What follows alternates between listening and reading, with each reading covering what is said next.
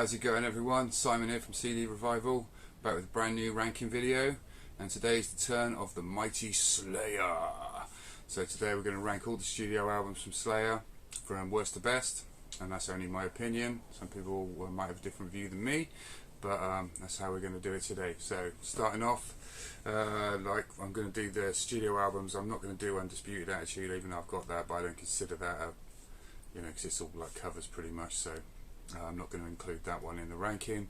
But I'm going to start with the 11th, number 11 in my opinion, and probably going to be no surprise. It's this one here, Diabolism Musica. And yeah, a little bit of, I mean, they pretty much stayed true to the course all the way through their career, to be honest with you, Slayer. But this one, they went a bit new metal, which, you know, there's nothing wrong with new metal so much, well, there wasn't at the time, but yeah, it's just a bit uninspired for me. This one came out in 1998, the classic lineup apart from Paul Bostaph on drums.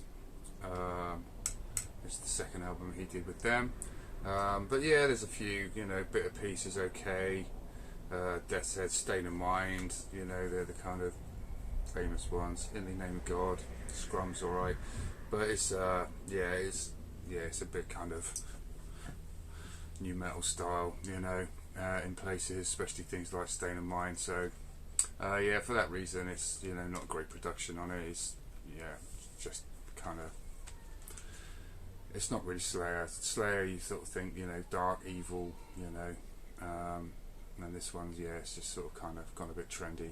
Definitely not their best album. They've even like messed with the Slayer logo. Good cover though, you know, creepy as all hell cover, but not a good album.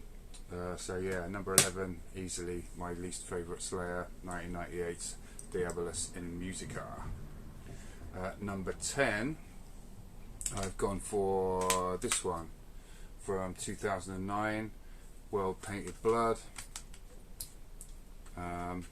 This one's, yeah, it's better than, you know, Diabolism Musica for sure, but still not, you know, an amazing album. It's okay, it's kind of them going through the motions a little bit at the end of their career. Hate Worldwide's a really good track. The title track's pretty decent. Snuff's a good one. Americon I really like. Yeah, it is a good album, to be honest with you, but just not, you know, classic. Produced by Greg Fiedelman, executive producer Rick Rubin. Doubt very much whether he had much to do with it, to be honest. But yeah, not a bad album, you know, enjoyable enough to listen to. I can listen to this one and enjoy it. Public Display of Dismemberment's a good one as well. So yeah, a decent album, but definitely towards the bottom of the list. Number 10's World Painted Blood. Number 9, I have gone for this one, God Hates Us All. Seen by some as a bit of a return to form, you know, well, I'll say it's certainly better than Diabolism Musica. Obviously there's the original band cover, they had to put that over it, because, you know, you can't have nails and blood on a Bible. But yeah, I'd say a lot of people really rate this album as one of their better, you know, latter year ones. I think it's okay. I think Disciple's a good track. Well, we've got Godsend Death is good. New Faith's okay. Bloodline's quite a good track. That came out quite a while before the album. Yeah, quite a while before, and that's got a bit of a slower, you know, pace to it. It's, you know, kind of quite catchy for Slayer, to be honest with you. But yeah, it gets a little bit, you know, Here Comes the Pain's quite good. But yeah, towards the end it gets a bit tedious. It's not, you know, by no means, I don't think it's one of their best albums. You know, people may disagree. Let me know in the comments if you disagree with that. But yeah, God Hates Us All from 2001. Matt Hyde produced, executive producer once again Rick Rubin. But you know, it's okay. Not that great, to be honest with you. Hence it being a number 9. My number 8 is their final album, which is Repentless. Gets quite a lot of flack, this album. I think it's, you know, good. I do think it is a good album. I do enjoy it. This one's the one with the Blu-ray, like, it's a nice package actually. I will attempt to show.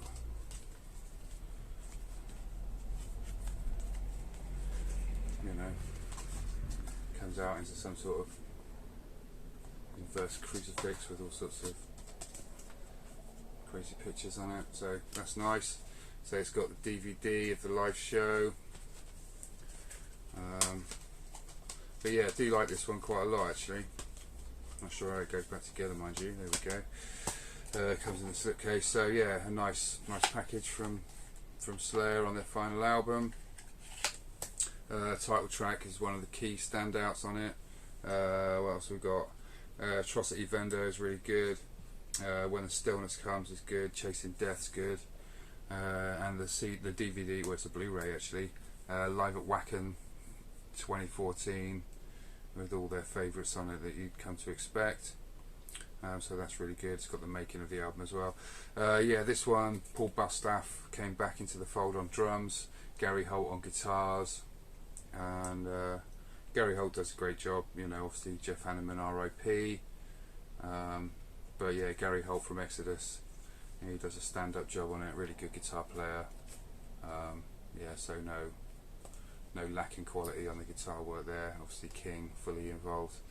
But yeah, good album, I like it. Repentless, number 8, that's from 2015, their final album they did. Number 7, I have got 1994's Divine Intervention. Another album that gets a little bit of, you know, crap. Got a lot of controversy at the time because of the fan that carved Slayer into his arm, which was featured in the packaging for this. But yeah, a good album. Follows on, obviously, it was quite a while from Seasons in the Abyss, 1990, and then this one came out in 94, so a 4-year wait on that one. But yeah, it's a good Slayer album. Killing Fields, brilliant start, you know, standard. The title track, Divine Intervention, I think is a brilliant track, really good. Serenity and Murder, 213. Ditto Head's a real fast tempo one, really good. Circle of Beliefs is good. Yeah, a really good album, this one. Did really enjoy it. So yeah, 1994, Divine Intervention, my number 7. Number 6, I have got this one from 1985, which is Hell Awaits, which was their second album. Quite different, this one. Yeah, quite different, this one. So every song's quite long. Produced by Brian Slagle, the legendary producer from back in the day. Metal Blade Records. This is the digitally remastered one. Title track's an amazing track. They pretty much open the show with that still. Well, they don't now, but they did, even in their final days. Probably sounds better live than it does on the CD, to be honest with you. Kill Again, really good. At Dawn They Sleep's a classic one. Necrophiliac, you know, you've got Praise of Death, Crits of Eternity, and Hardening of the Arteries. All good tracks. It's the production kind of suffers a bit when you're used to listening to, you know, their latter like absolutely precision production on their well, every album after this really. So yeah, so if you've listened to those first and then gone to this one, it's a little bit of a trickier listen. And I say there's quite a lot of, say, the long tracks. There's a lot of time changes and different bits going on, but worth checking out, definitely. But still, only my number 6 in the ranking. 1985's Hell Awaits. At number 5, sorry, that was number 6. Number 5, I've gone for their debut album, 1983's Show No Mercy.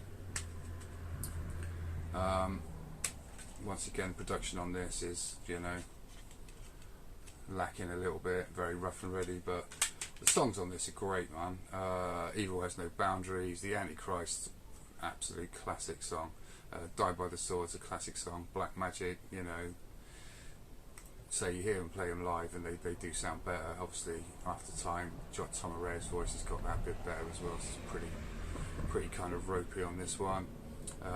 Fight Till Death, Show No Mercy, the title track, probably one of their worst covers. Not fantastic, but yeah, no, really enjoy this album. Say that the actual songs on here make it like really good. It's a little bit more sort of traditional metal than sort of thrash, although there is, you know, thrash element to it. But you could see where they were going with that, and Yeah, definitely well worth checking out. Show No Mercy. My number 5, 1983. This one I've got at number 4, which may come as a bit of a surprise, is Christ Illusion from 2006. Easily for me the best of Slayer's modern output. Well, I'll say modern. 2006 is not exactly, you know, last week, but yeah, the latter period, if you like. Really good album, sort of back to their classic sound for me, you know. Some really good stuff on here. The artwork's originally like done by Larry Carroll as well. He did like their, you know, trilogy of classic albums, which I'm sure you'll guess are probably my top 3. But yeah, really good cover. Flesh Storm, the opening's brilliant. Skeleton Christ, probably the best track on the album, really good. Eyes of the Insane, Jihad, which is you know, looking through the eyes of the terrorists, you got a bit of crap for that. Cult. Dave Lombardo returned on this one as well after a long time out of the band. If you don't think you like modern era Slayer or latter Slayer, then this could be the one to change your mind. You know, obviously, like with all their stuff, it takes a few spins because, you know, it can seem like a bit of a row. But yeah, well worth checking out Christ Illusion if you've not heard it. And if you just poo-pooed latter era Slayer, my number 4, for good reason, 2006, Christ Illusion. So now we come to the top 3, and I'm sure you guessed what they are, but you don't necessarily know the order. So I'm going to go with 1990s, Seasons in the Abyss for number 3.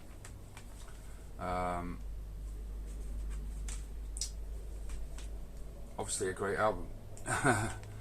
I remember when this came out, I got this and Megadeth's Rust in Peace pretty much at the same time, and initially this was the one that stood out, although Rust in Peace has sort of shown for me to be the, you know, better album overall. But yeah, not a lot to dislike about this one. It's a, you know, top-notch album. Starts off with War Ensemble, Blood Red's a great track, Spirit in Black, probably one of the best ones. Expendable Youth and Skeletons of Society, both similar sounded tracks for me. Skeletons of Society probably the better one. Dead Skin Mask, a favourite, you know, a famous one. Not for me the strongest. I never really saw what all the fuss was about that one. I think it's an okay track. Hallow Point, Temptation, Born of Fire is really good, thrashy number, and obviously finishes off with Seasons in the Abyss, which is a sort of doomy, longer, yeah, slower tempo one. The reason I've got this at number 3, I think it's a great album, but I think it's kind of neither here nor there. They've kind of almost catered to, you know, the previous 2 albums. They've kind of gone for a sort of halfway house between those 2. And I just don't think it's as exciting or as good as my top 2. But still, a great album. I'm not saying the Seasons in the Abyss is crap, that would be crazy. But yeah, good album. My number 3, Seasons in the Abyss, 1990. My number 2, South of Heaven, 1988. Remember when this came out as well. Obviously it was a little bit of a shock after, you know, Rain in Blood, and it was like, oh, hang on. Slowed it down considerably. But yeah, title track is, you know, it is what it is. It's a, you know, great, heavy, slow, you know, evil sounding track. Then goes into Silent Scream, which is like a million miles an hour, brilliant, especially the last verse where you've got, it's just, you know, insanely good. Ghosts of War, Live Undead is a really good one. Behind the Crooked Cross, where there's a, you know, he actually sings quite well, you know, different. Mandatory Suicide, which is a famous one, which once again I never really loved. Read Between the Lies, Cleanse the Soul, cover of Judas Priest, Dissonant Aggressor, which is a decent cover, and probably my favourite track on here, which is Spill the Blood at the end. Yeah, just a pummeling, evil sounding track. But yeah, Slayer in their prime, you know, is say they did change the style from Rain in Blood, and yeah, it worked. It's a really good album with some like amazing tracks. Say the fast. It's not all just like people like, oh yeah, South of Heaven, they really slowed it down, but you know, Ghosts of War is a fast track, and the end bit is just, you know, superb as well. Live Undead, that's the speedy Silent Scream, as I've said. It's, you know, there's some good fast tracks on here, so definitely worth a listen. South of Heaven, a more mature Slayer, but, you know, great album from 1988. Obviously only leaves one for number one, and that is the seminal Raining Blood, one of the best albums of all time. Just an album of pure evil.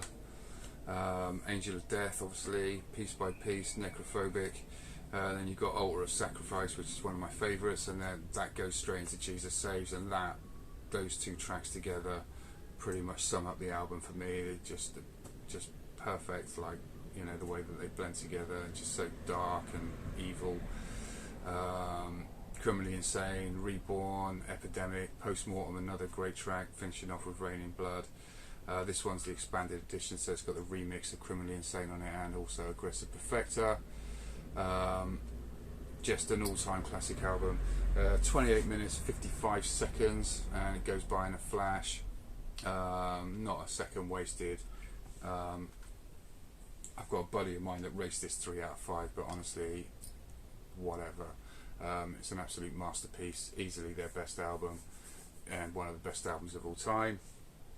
So if you haven't heard it, then yeah, I got this when I was at school still, and I was the only one to have it, and yeah, everyone kind of taped it off me, but yeah, it's an absolute masterpiece, killer album. Doesn't get any better than that as far as I'm concerned. So yeah, that's my number one from 1986 is Raining Blood. Yeah, I've got the Undisputed Attitude CD as well, which is kind of a punky covers album. A few bits and pieces on there, obviously. It's okay, you know, it's kind of, you know, punky, and, you know, it's alright. Nothing to write home about. It's got Gemini on there, which is a new track. That is a really cool track. And I've also got this one, which is a Decade of Aggression CD. It's a double CD, and this one is an absolute banger. This is really, really good. Well worth having. All the greats of them up until Seasons in the Abyss. But yeah, the opening of Hell Awaits, the Antichrist, into War Ensemble is just, yeah, super strong. Capture of Sins on here as well. Yeah, just, if you know, if you like, it just as live albums go, this one absolutely bangs.